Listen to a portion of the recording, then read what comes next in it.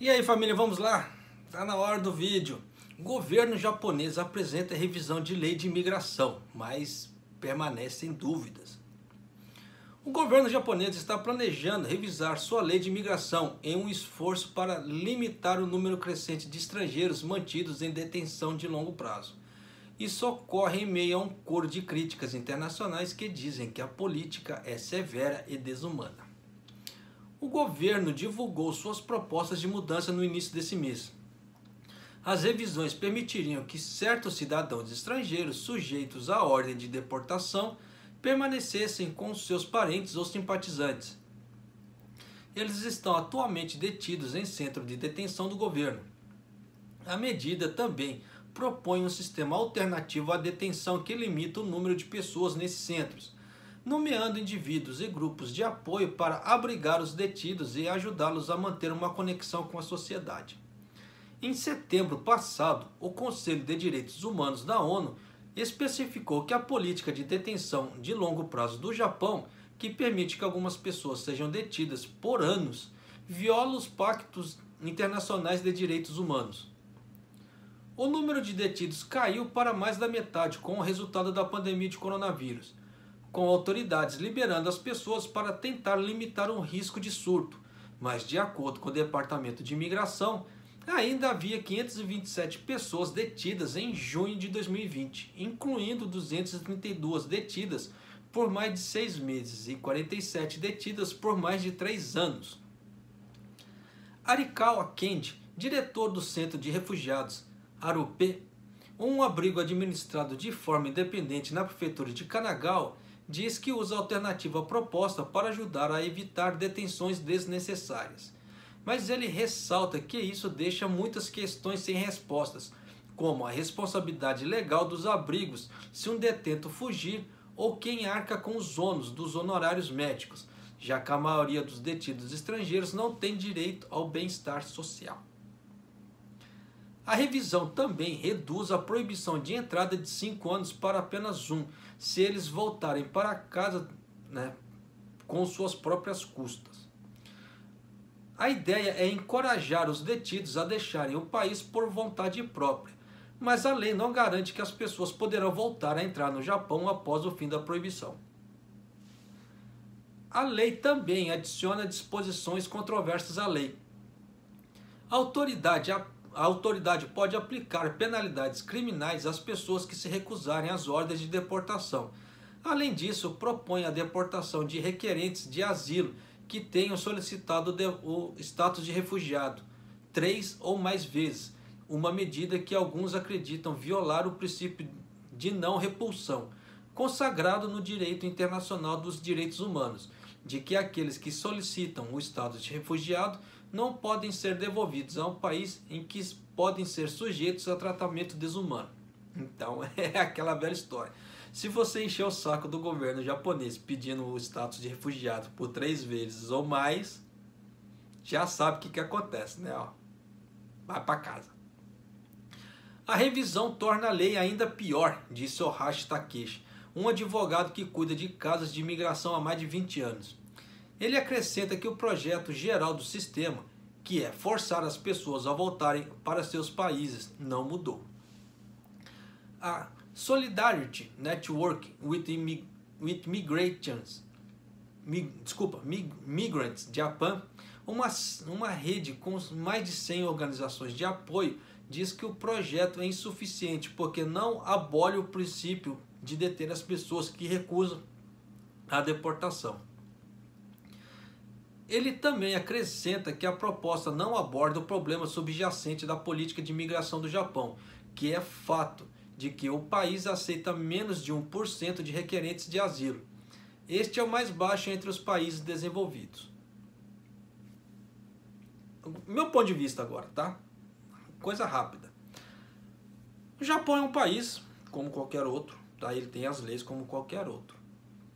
Então ele tem o direito, basicamente, eu acredito eu, de querer aceitar determinadas pessoas ou não, ou de manter a permanência dessas pessoas no Japão ou não.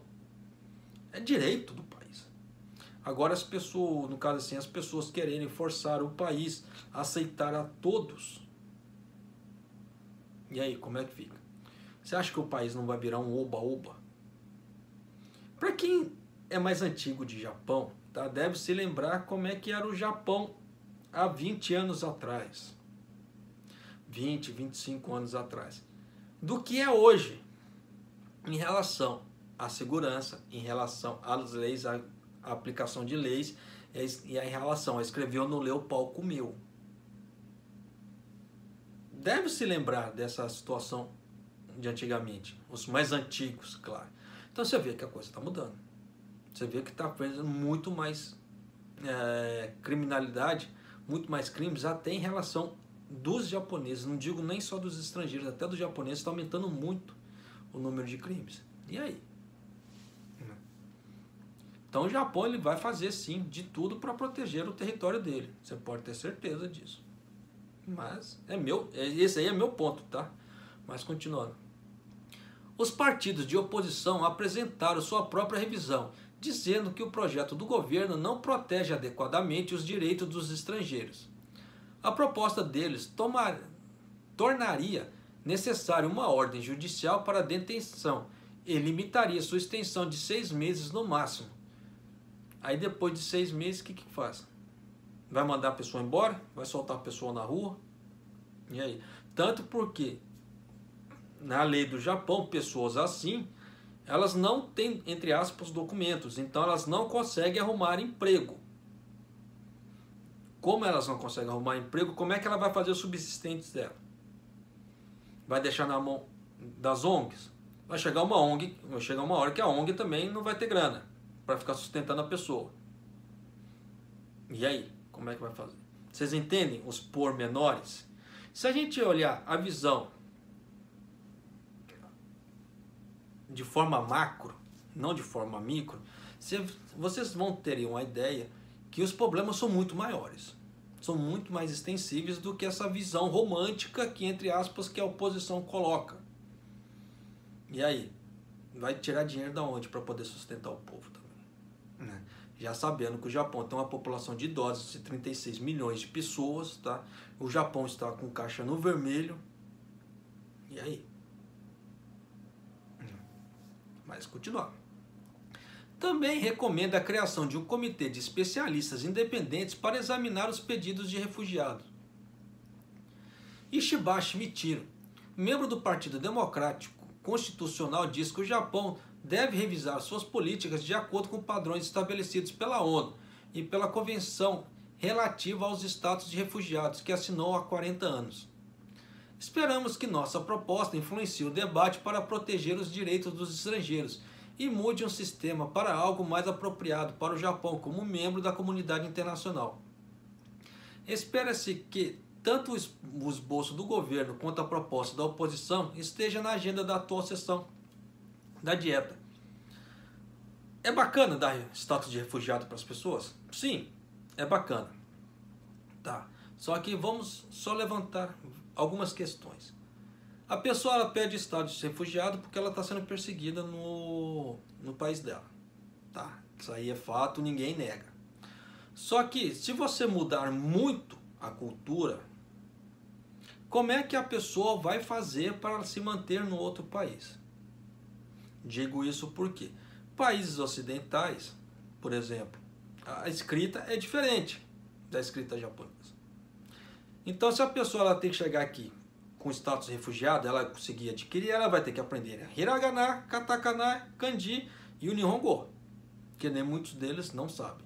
Como já gravei várias matérias falando aqui de pessoas pedindo status de refugiado, só que não sabem falar japonês. Como é que vai se integrar na sociedade japonesa?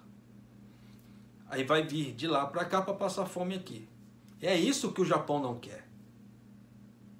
Dá para vocês entender esse tipo de coisa? No caso assim, dá para você ter mais ou menos uma ideia? Então, existem fatores que impedem as pessoas de conseguirem um status de refugiado. Claro que o Japão ele faz todo o cheirabeiro que eles falam assim, investigação. Se realmente a pessoa está sendo perseguida, qual motivo que é a perseguição, se é perseguição política ou algo parecido. Se é perseguição política, o que a pessoa fez, o Japão faz todo esse tipo de investigações. Não é assim, vou dar entrada no estado de refugiado, quero ficar aqui como refugiado. Não, a coisa não funciona assim. O Japão vai atrás, o Japão pesquisa, o Japão faz a investigação dele também. Só que tem essa parte social, né, que o Japão, se vocês pegarem as regras do Japão, as leis do Japão, principalmente para as pessoas que querem vir trabalhar para o Japão tem regras. Tá? Hoje em dia, qualquer estrangeiro pode vir trabalhar no Japão, qualquer um, independente de ser casado com descendente japonês, de não ter descendência, se não ter descendência japonesa ou parecida, algo ligação, nada. Qualquer um pode vir trabalhar no Japão, só que tenha os pré-requisitos. Essas regras sempre existiram, tá? Só que nunca foi muito difundida, principalmente no meio brasileiro. Tá? No meio brasileiro, assim, se criou aquela cultura que para ir para o Japão tem que ser descendente japonês e tem que estar casado com descendente japonês. Criou-se essa cultura em volta, por causa da parte de agências mandando as pessoas para o Brasil. Aí formou essa cultura. E as pessoas não foram atrás de informações. Só que existem essas leis que permitem as pessoas virem trabalhar no Japão. Tanto que você vê que existe uma série de estrangeiros trabalhando no Japão. Tá? E esse número só tende a crescer. Só que essas leis, elas têm umas regras. A regra, no mínimo, é saber um pouco de japonês. Para poder se integrar na comunidade. Para poder entender o que o chefe está falando, o que as outras pessoas estão falando. E o Japão tem um pré-requisito. Esse pré-requisito é ter no mínimo o N4 comprovado. O N4, o que é? É o teste do Noryoku Shiken nível 4. Só que os níveis começam de 5, 4 até 1. O 1 é o mais difícil. O 4, o 5 e o 4 são os mais fáceis. Então dá para vocês terem ideia que não é algo assim escabroso, mas o Japão quer que as pessoas consigam se comunicar. Não é chegar aqui só e falar assim, Nihongo wa karanai, Nihongo wa karanai, Tsuyaku kudasai. Não, o negócio não é assim, pô. Né? Então, aqui é a terra deles. Então eles querem ter esse tipo de ideia. Só que, sabe como é que é? É muito fácil. Seria muito fácil para as pessoas chegarem aqui no Japão e virem com visto de turista para cá, aí depois jogam um pedido com status de refugiado. Eu quero me refugiar aqui. E aí? O que você tem a oferecer para o Japão? É a mesma coisa que eu falo, né? Que os decassegues vieram para cá, não foram à toa. Porque o Japão estava precisando de mão de obra. Então o Japão, tipo assim, o que você tem para oferecer? Minha mão de obra. Beleza, então vamos. Então você tem que contribuir com algo para a sociedade.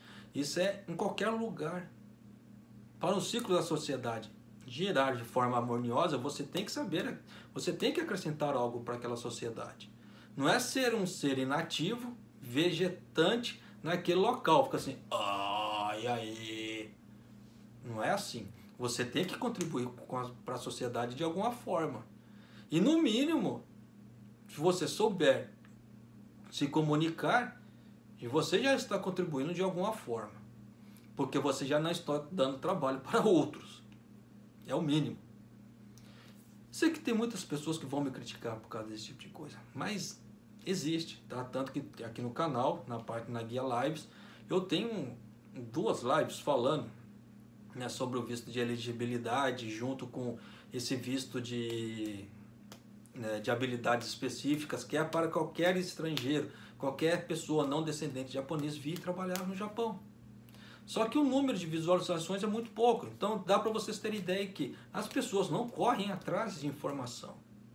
A informação está ali, esmigalhada. Mas as pessoas não correm atrás de informação, esperam tudo de mão beijada. Fica difícil. Por isso que muitas pessoas que têm grandes potenciais acabam não desenvolvendo esse potencial. Por quê? Fica parado, não corre atrás, infelizmente. E a vida é isso. Né? Se você, a melhor coisa é andar de bicicleta. Se você não se movimentar, você cai. E você vê que grandes pessoas que cresceram no mundo porque se movimentaram, não ficaram paradas. Grandes exemplos que tem no Brasil são o que é? Pessoas semi-analfabetas ou algumas delas até analfabetas que têm empresas, que têm comércios prosperando. Um grande exemplo foi o ex-presidente Lula. Tá claro que o Lula hoje ele está um pouco mais estudado, mas quem lembra do Lula no princípio da carreira dele, como na época que ele atuava como militante sindical? O Lula mal conseguia se pronunciar de forma correta. Hoje, claro que ele foi estudando, ele foi progredindo e etc. Mérito dele. O que é? Porque ele continuou em frente, ninguém parou o homem. Por mais porrada que ele tomasse, ninguém parou o homem. E a mesma coisa, você vê que empresas grandes, por exemplo, Microsoft, Apple, você vê que muitas delas começaram no fundo de garagem. E aí? É só para vocês pegarem a história das coisas e se basearem que as pessoas vão em frente. Por quê? Não se deixaram tomar porrada, mas agregaram valor. Se você agrega valor, você é reconhecido. Você tem o seu ganho. É isso que eu quero passar para você. E a mesma coisa que o Japão quer nas leis dele, que ele quer pessoas aqui dentro que agreguem valor. Se for para trazer parasita para cá, não rola. Lei do Japão, não é minha interpretação. É a lei do Japão. Está escrito aí, está declarado esse tipo de coisa. É questão de discernir, tá certo? Mas é isso aí, família. Um abraço, até o próximo vídeo e até mais.